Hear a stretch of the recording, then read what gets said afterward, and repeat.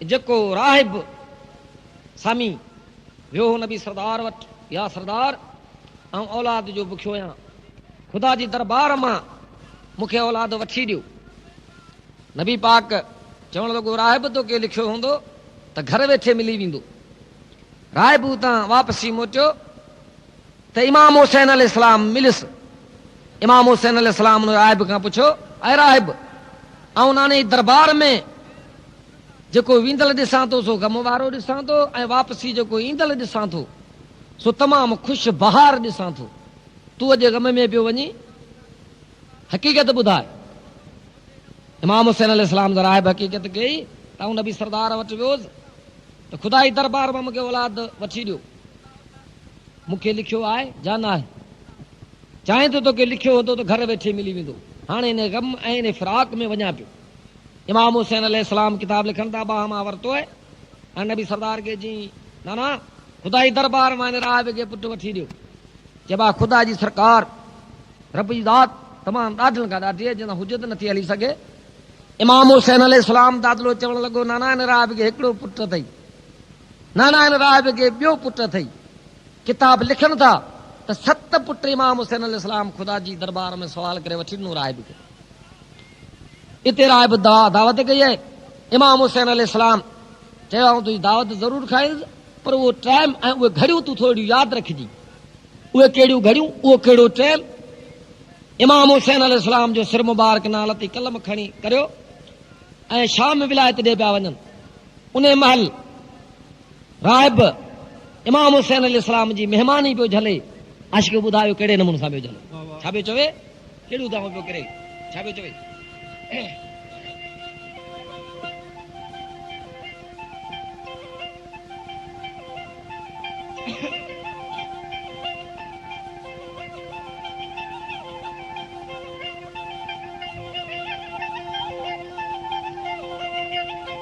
जूं जूं करके आयो कर बलात आयो करे कुल कतार,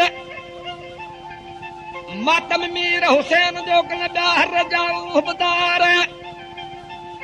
हुक्म मञी हज़रत हुसैनी ने दे दो निरवार, वठी साथ सैयद जो काए हलिया कुफार। राहिब सुञाणे रतरू अब वाहे जो इंतज़ार, मर्द झली उते मेहमानी उते जो मर्ददार। तही सोणू सिर मुबारक मूंखे ॾियो दाद चारी पर चौकीदार। ही अवां जी अमानत सदा सलामत ॾींदुसि सुबुह सिॼ उधार। सिर वठी सीने लाती हीअं ज़ाहिकार, मर्द मटे आयो महले में कई गमनाक गुफ़दार। चई पंहिंजी औरत खे तूं आयूं सभ विसार। हज़ार हद हुजनि इन हिंदोरे में भले हुजे हद मथे हुबकार। विगत विछाणा विछाया पथराणियूं पेशदार। राणी पुजो राहिब खां निहारे पुजो नार।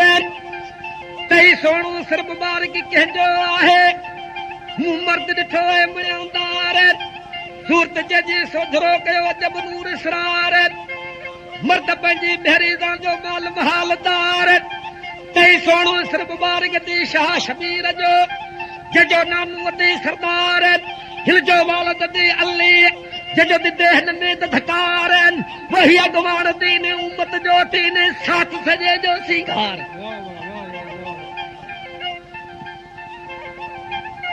इमाम हुसैन अलैहिस्सलाम जो सिर मुबारक राहिब उन्हनि खां चयो त राति जा 4 पर मूं वटि छॾियो, सुबुह जो अव्हांखे ॾींदुसि। पर इमाम हुसैन अलैहिस्सलाम जो सिर मुबारक जॾहिं राहिब जे महलनि में पहुतो त उहे माड़ियूं महला सभु रोशन थी विया। राहिब जी औरत पुछण लॻी राहिब खां त इहो कंहिंजो सिर मुबारक आहे जंहिंजे अचण साण ही माड़ियूं महल सभु रोशन थी विया आहिनि। राहिब ॿियो चवे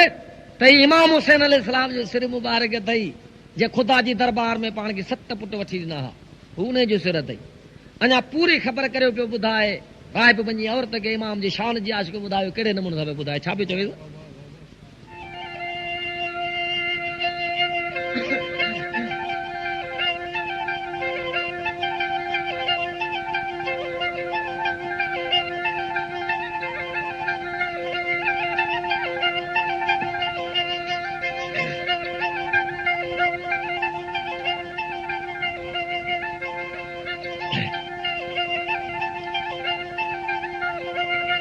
चवेस तो दी अगवान दीन उम्मत जो थीन साथ सजे जो सिंगार हाण आत हकीकत ॿुधाई हिन जी तूं विंगत कजे बि वीचार 50 वरन जी पाण अॻे वादू बे औलादी बेकार नालो ॿुधो मोहम्मद मीर जो उते दौड़ी के ॿुधीदार उते बि मुज़ाहमी हज़रत हुसैन जो जे कया बेकौल करार सत पुट राहिब तोखे ॾे थो ॾातार अब दिन ते मेहमान तुंहिंजो तूं यादगिरी कजी यार इहो अॼायो थी अंगण पंहिंजे ते सुखन पाण सचार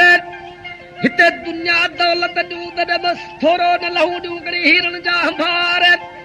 हिते त थींदा सौदा सिरन जा बोलंदी पंहिंजी मयार तो आऊं घोरिया तो सिर सैयद ताऊं घोरिया तो मिड़ी घर ॿार राइब पंहिंजी औरत खे चवे पियो त इमाम जे नाम तां ही दुनिया दौलत लुटाए छॾींदुसि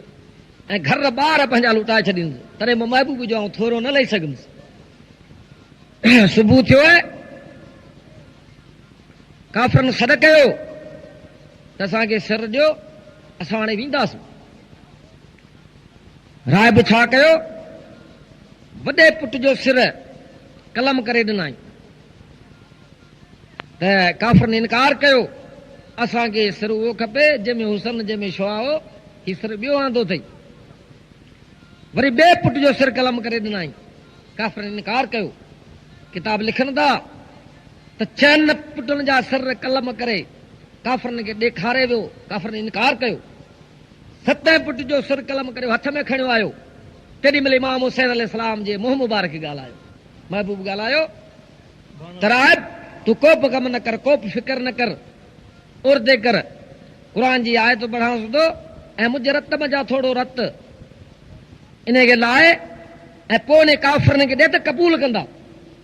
अदा जॾहिं इमाम हुसैन अलैहिस्सलाम जे सिर मुबारक जो रत मुबारक राइब जे पुट जे सिर खे लॻो त उन में बि नूर जूं लाटूं थी वियूं काफ़र उहे क़बूल करे खणींदा वञनि आशिक़ ॿुधायो कहिड़े नमूने सां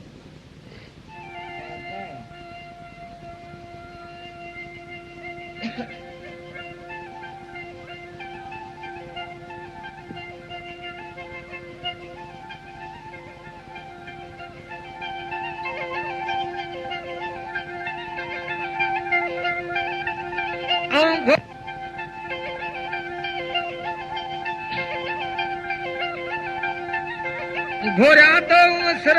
सैयद ताऊं घोरिया तो घर ॿार मालम थी वई उन मुद खे उन ॾिनी ते शृंगार वञी वेस बदलाया विझी धूड़ मथे में छार हुसैन करे हथड़ा है की सीने दे सटकार सतई ॿुधाया राहिब जाजन कयो सिर मुलार राहिब चयो पुटनि खे करियो मातम मीर हुसैन जो गम में रात गुज़ार रात विहामी ॾींहं जो खड़ा थिया खार छॾे करे जूं राहिब खे असां जी अमानत ॾियार असांजो मंज़िल पंध परे ते तूं वक़्त की में विहार राहिब उतां रवानो थियो खई वञी हथ मंझि हथियार मुंहिंजी कपी वॾे पुट जी कई कंद गुले गुलधार बेशक पलीतल के उन्हीं की उते इनकार मुझी मुड़ा की न की वेद न ॾिनू हमारे तात खड़ी कोस शुरू कई की जीवारो वार सिसी खड़ो यो सते पुट जी तॾहिं बि आंदे कोन हज़ार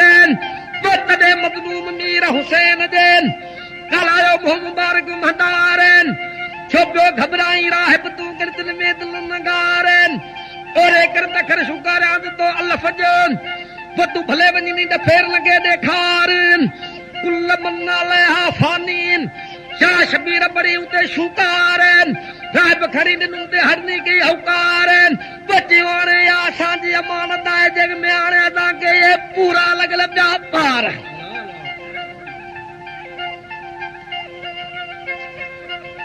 अदा उन्हें भी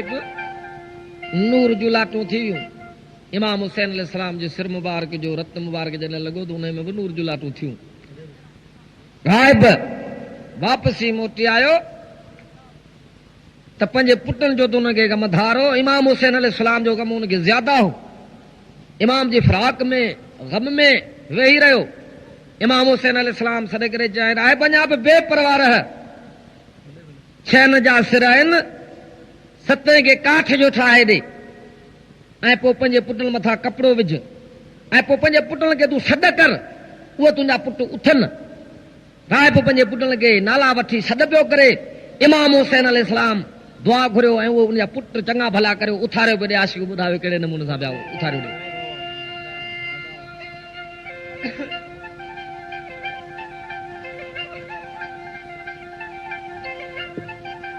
उहो बि इमाम हुसैन अलैहिस्सलाम जे मुजज़े जा उथारियलनि जेके काठ मां भण सॾबा आहिनि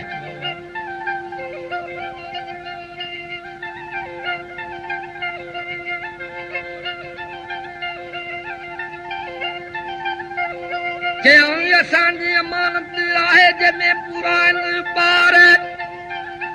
रस्तो पकड़े रवाना जा मंज़िल कई मोहकार राहिब मोटी आयो बाभण जो विहार ते सभ बि ॻाल्हायो इमाम हुसैन उहो बि कामिल कुर्बदार छो पियो घबराई राहिब अञा तूं ॿुढा निमाणू न निहार छहनि जूं सिसियूं न सती ॾे काठ किपार अंगर भरे मुंहिंजे रत मां तूं लाज़मी लॻार कपिड़ो खणी कामिल तूं ढोलू थी ढार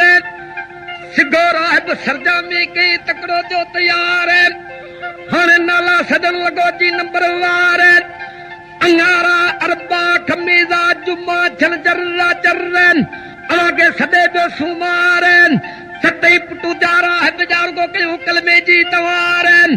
सूरत जंहिंजी सोनवर हनी जहिड़ो हीरो लाल जवारन समी ॾिसी सरोज जजा कया कम कलतारन हेड़ा मुजदा मुंहिंजे मीर हुसैन जा बेहद बेशुमारन शार गड़े छा गणींदो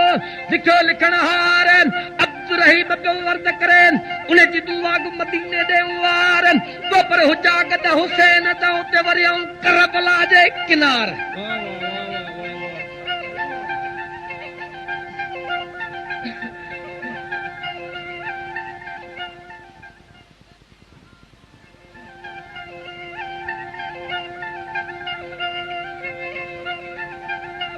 कलमू पढ़ो यार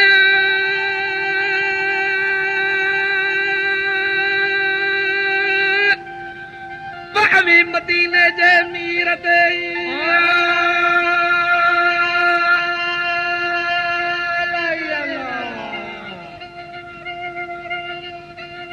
सजण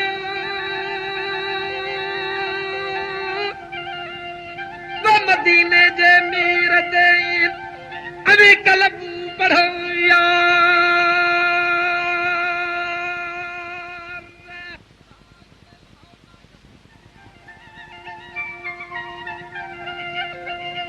इमाम हुसैन अलैहिस्सलाम जो शान ऐं अॻिते सफ़र जी ख़बर इमाम हुसैन अलैहिस्सलाम जो सिर मुबारक नेज़े में लॻल आहे तॾहिं बि क़ुर जी तिलावत कंदो थो वञे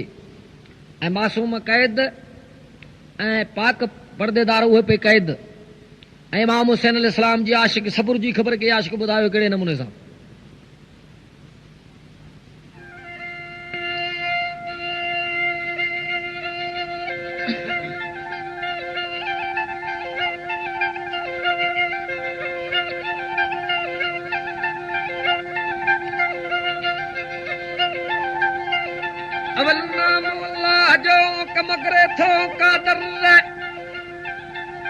हिननि जी हिमायत हाथी सभ के ते नज़र कीड़ी खे कण हाथी के मणी ॾोही गया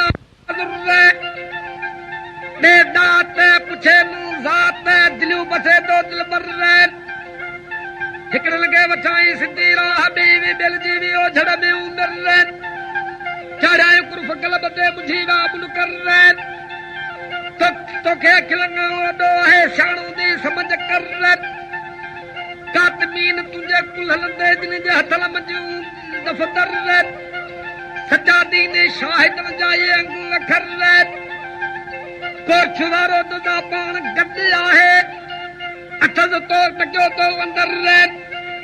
शाहिद पुछण जो तोखे कहिड़ो ज़रूर जॻियूं तो मालिक खे मंज़ूर सो मिलंदी सोड़ी मंझ समर कूड़ न लिखे क्या मुहैया घे घोड़ा हशर रे पर आश्क लगे अलस्तगा मिलियो फाको है फिकर रे रूह लगे रुतबा मिलिया हरी दादी हादी जेगा हादुर रे कोई न लापती मखदूम बिला वाला लतीम घोट लथो घाने अंदर रे हिक पत्ती ते भेवार मंसूर थियो उपचार जेडी नु सुनी दे सर रे शमश तबरे लखलड़ी लाहे दिलीम हिकड़े लहजे जे अंदर रे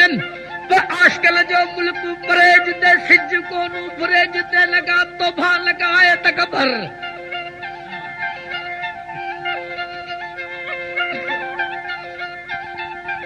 आश्क बुधायो तो आश्कल जो मुल्क होए आशिक उन्हें जगह दे रहन था जे जाते जो सिज लहे न को उभरे थो आशिक उन्हें जगह दे उन्होंने आशिक नहीं खबर इमाम हुसैन अलैहिस्सलाम जी सफर जी खबर इमाम ज़ैनुल आबिदीन क़ैद है ऐं पाक पर्देदार क़ैदन ऐं मासूम सकीना जगह है सा उन काफ़िले मजा उन्हें उठता किरी पई है ऐं इमाम हुसैन अलैहिस्सलाम कुरान जी तिलावत करण लॻो शिवर पुछण लॻो हुसैन एॾो ज़िक्र छो थो करी इहो कुरान छो थो पढ़ी चई त मासूम सकीना कॾहिं मूंखां परे न थी आहे उन आवाज़ में उन वॾे फिराक में दर्दनाक तॾहिं थो पढ़ां त मन जो आवाज़ जा अखर उनजे कननि ते पइजनि हू पहुचे हिन साथ में त दर्द फिराक वारियूं दाऊं करियो इमाम हुसैन अलैहिस्सलाम तिलावत पियो करे उन नेज़े ते क़ुरान जी सो कहिड़े नमूने सां पियो करे ऐं इमाम ज़ैनुल आबिदीन क़ैदी बणियो थो वञे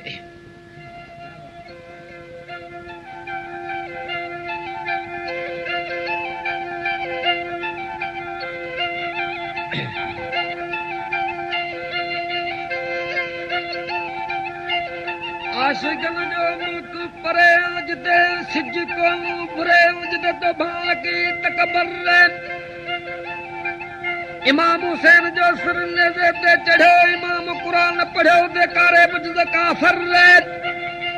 ए शबीर तो कुरान पढ़ जो कहिड़ो ज़रूर तू खान बुधा खबर चए त मासूम सकीना मुका कुफे मां कढे न थिए परे रोए उछंगारू करे मुने मन मुझे आवाज जो बेदिल देगड़ो अखर आयो गड़ो खर वडो खंजीर जे इमाम ज़ैनुल आबिदीन के विदो हथ न पेरन दे संजीर एकिन शेरन जे अंदर अकेलो हुजे इमाम दिल में बाबे हुसैन जो अरमान वधी राऊं सूर बेतर 24 मंजिलूं परे हुजे शाम जो शहर हले इमाम लगल पेरन में कड़ियूं ॾिसी कैदी इमाम जो थी रूरन मझरड़ियूं पैजी रोकरी ला पत्थर ईंदड़ जी अख में इमाम दे खैर जी बुझाया खबर तो के हथल पेरन में ॾिसां तो लोह तो कहिड़ो कयो एॾो अॼु तो के शाम वठियो वञे शमर मर्द नेज़े ते तो क़ुरान जो दौर करे सूरत जी शम शमर ऐको गाज़ी मर्द गोहर एड़ी सूरत सुठी सारी उम्र कान ॾिठी एॾा मुसाफ़िर जात नाले मुंहिंजा मालूमत करियो मूं अची राहत कपिड़ा भरियो सॼो जे पुठियां तुंहिंजे लश्कर जेदा कजो करबला जो सारी उम्र सूर दर्दल दिल जे चिकला कया न चूर जुदाई में जले पियो जिगर तो अब्द रहीम जो अर्ज करे मुखे जवा जे गम करे छॾियो है गदा कर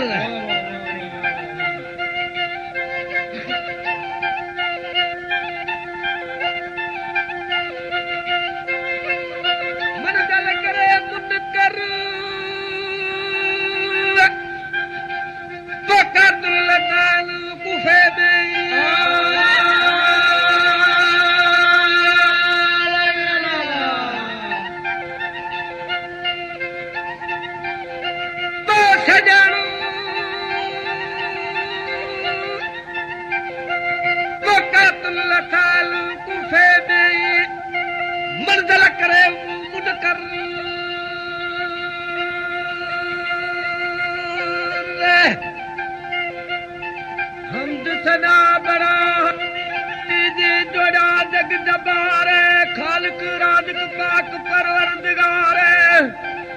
हुक्म जहदार जाए हलदा साईं रब सतारे कई पीर पैगंबर वाए आलम दे उजारे मिठा मीर मोहम्मद मुस्तफा शाफी शफादारे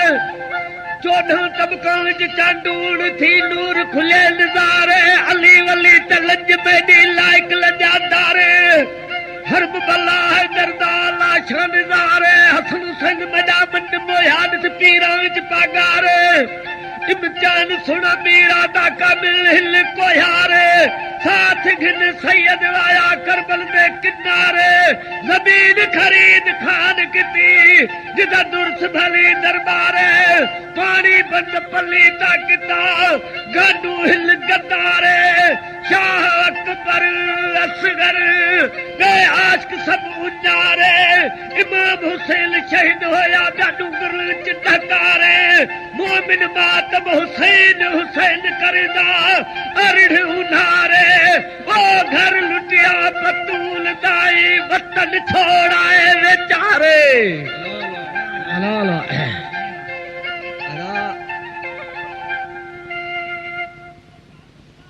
पारो खीमन ते गादे आबास जो हो इमाम हुसैन पे शहीद थियो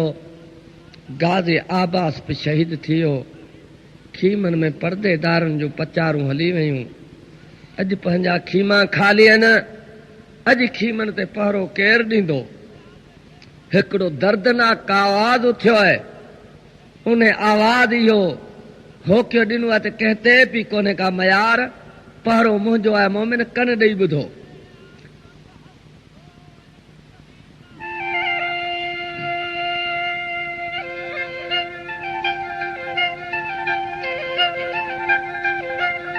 घर लुटिया बतूल दवाई वतन छोड़वाए बेचारे साथ सारा जुल गया आप रहा बीमार सिजदा साझी थी आई रात उधारे पहरन पहरे वाली गया बास अलमदारे खाली वेड़ा हुसैन दा पाया बहकारे रोदियां रोदियां दर्द देखदियां ओ धनदा कोई न धनारे सिज शर्म करदा साइन तू उभरदा लो भारे सखी परवाज करदा उडरदा लो डारे ओ खाली वेड़ा हुसैन दा किवेरन विच रात गुजारे उठिया हरम गाजी दा पहरा मैंने सा तिखी मेरी तलवारे पाक बीबी ज़ैनब आखा पहरा मैंने सा तुसा दे कोई न प्यारे ओ मया दुख्तर अली दिए अवल मैंने मारे पाक बीबी ज़ैनब जो आवाज आयो आऊं अली जी बचड़ी आया पहरो मुंहिंजो है बे कहते बि पहरे जो हुक्म ना है किताब था लिखन न कारो वेस करे खीमे खां ॿाहिरि निकिरी हकल ॾिनई शाह नजब खां मौला मुश्किल कुशा जो आवाज आयो अमरी आवाज न कर न त दुनिया जा नक्शा था मेटजन ॿी हकल ॾिनई मदीने पाक मां मोहम्मद मुस्तफ़ा जो आवाज आयो अमरी रब जी ज़ात पाक ॾाढनि खां ॾाढी आहे अहिड़ा आवाज न कर न त आसमान थो डहे अल्लाह अल्लाह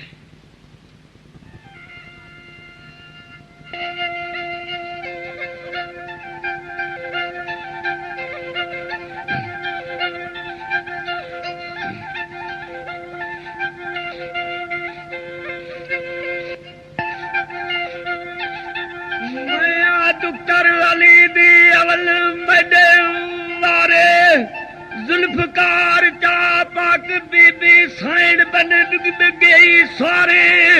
काला वेस कर बहर निकलवाई चौकी फिर दी चौधारे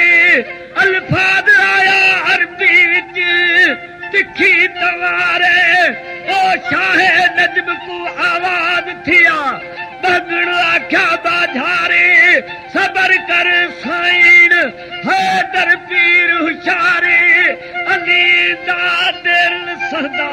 काबिल को यारे आवाज मैंने ते आसमान हलदा शमश कमर तारे दूजी अकल पाक बीबी ज़ैनब किती ओखी मां खबरदारे मदीने विचों आवाज आया आया मुरसल महतारे सबर कर साईं कादर रब कहारे ओ मन रजा रब दी बारी पे अचारे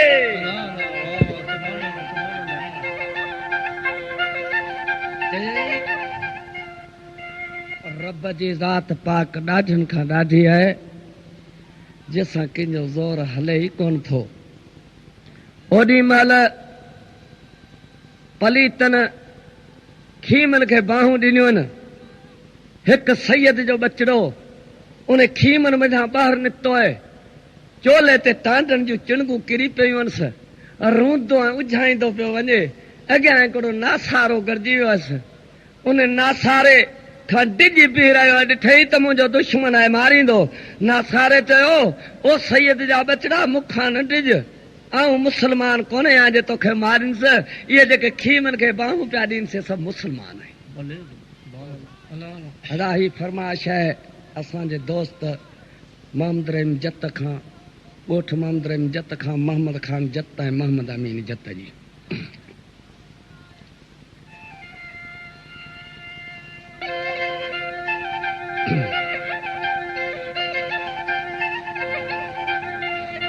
मन रज़ा रब दी बारी पे अचारे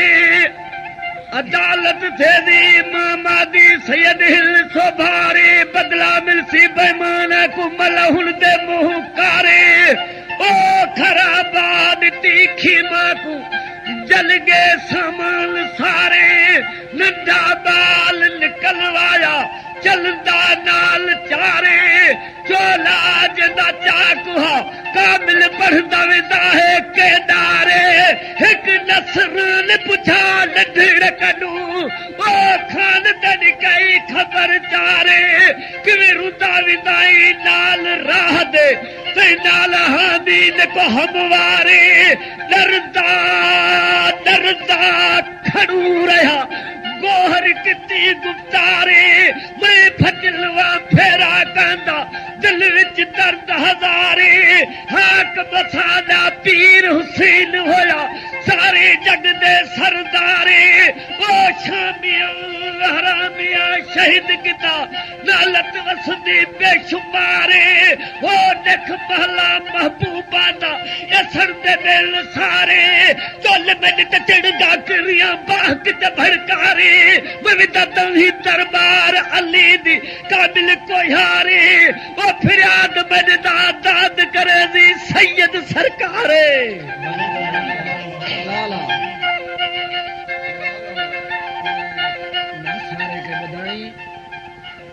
यादां खणी वॼ मदीने जे मीर खे ॾियण पियो वञा। उन चयसि किताब था लिखनि त राति जा 4 पहर यज़ीद जे चंबे खां सैयद जे बचिड़े खे बचाए सुबुह जो वरी पर्देदारनि खे खीमन में मोटाए ॾिनोसि। हुन पर्देदारनि दुआ कया नासारा खुदा कंदो तोखे बादशाही मिलंदी। हाजी जानब जमाली यह खबर बुधाई है तो मूं तारीख़ुनि मां पढ़ी पूरी खबर वरती है तो ये पर्देदारनि जे कॾहिं कॾहिं नासार खे दुआ कई तो अंग्रेज बादशाह थी आयो। खबर करियो तो ॿुधाए सो कहिड़े तरह।